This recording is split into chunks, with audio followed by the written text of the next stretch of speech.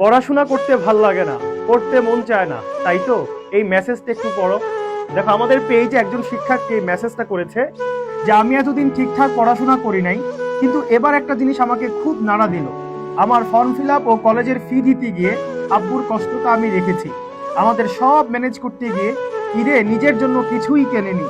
আমি যদি আব্বুর কষ্টের প্রতিদান না দিতে পারি, আমার মতো হতভাগা আর কেউ নাই। ভাইয়া আমি এখন থেকে শুরু করলে পারবো? আমাকে একটু গাইডলাইন দিন।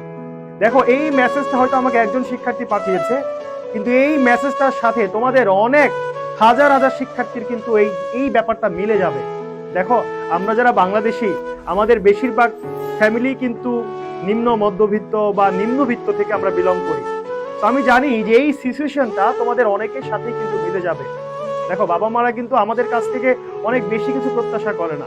মানে তুমি পড়াশোনা করে ভালো রেজাল্ট করে তুমি হচ্ছে বড় চাকরি বাকরি করবা, গাড়ি ভাড়ি করবা, বাবা মাদেরকে খুব আরামে রাখবা, তারা আসলে এটার জন্য তোমাকে এই যে তোমার পিছনে ইনভেস্টটা করে না। এই যে তোমরা যারা এইচএসসি 26 ব্যাচের আছে, একটু চিন্তা করে দেখো তো, সামনে কিন্তু ঈদ।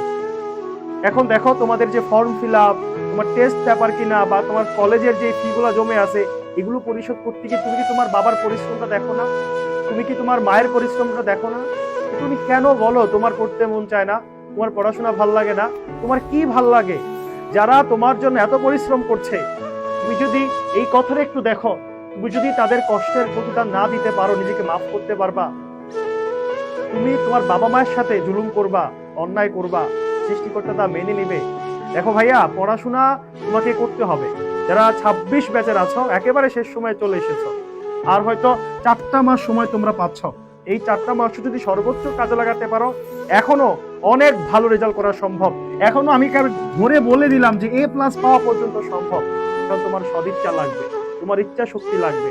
তুমি চাও কিনা, তুমি পড়বা কিনা, তুমি চেষ্টা করবা কিনা, তুমি তোমার বাবা মায়ের কষ্টের প্রতিদান তুমি দিবা কিনা, এখন তোমার উপর নির্ভর করবে।